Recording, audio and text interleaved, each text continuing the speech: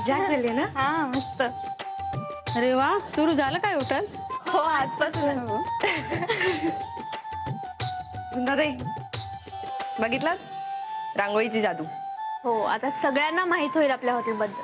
हो सगळ्यांना माहिती पडणारच आहे आणि लोक येतील सुद्धा. मग आपण त्याला काय देणार आहोत?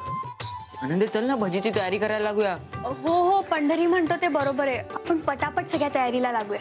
चल. वृंदाताई मी काय म्हणते तुम्ही कशाला आहात होता ते बघतो आम्ही. तुम्ही ते पैशांच्या हिशोबासाठी बसा ना. हो ते बसते मी पण सुरुवातीच्या मदतीला येते ना. नको नको तुम्ही बाहेरच बसा. कारण काय आपल्या तिघांमध्ये तुम्ही सर्वात जास्त शिकलेले आहात ना. त्यामुळे तुम्ही बसा बाहेर आम्ही बघतो ना. पंढरी तुला सगळ्याच विषयातलं कसं कळतं रे? अहो त्याचं काय आहे ना. नाही नाही तू काही बोलू नको.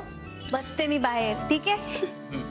हा आणखीन एक महत्वाचा म्हणजे काय आजवर मी कधीच आनंदीला आवाज द्यावा म्हणालेलो नाहीये. म्हणजे तुम्हाला म्हणणं तसं अवघड आहे पण नाही म्हणालो तर चालेल ना तुम्हाला? पंढऱ्या नाही नाही अरे चालेल म्हणजे काय आवडेल मला.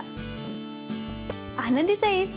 पंढरी म्हणतोय ते बरोबर आहे. म्हणजे आपण सुद्धा एकमेकांना असं आहो जाहो का करतो? मी तुम्हाला नुसतं आनंदी म्हटलेलं चालेल ना? चालेल की वृंदाताई त्यात काय? अगं आनंदी. वृंदा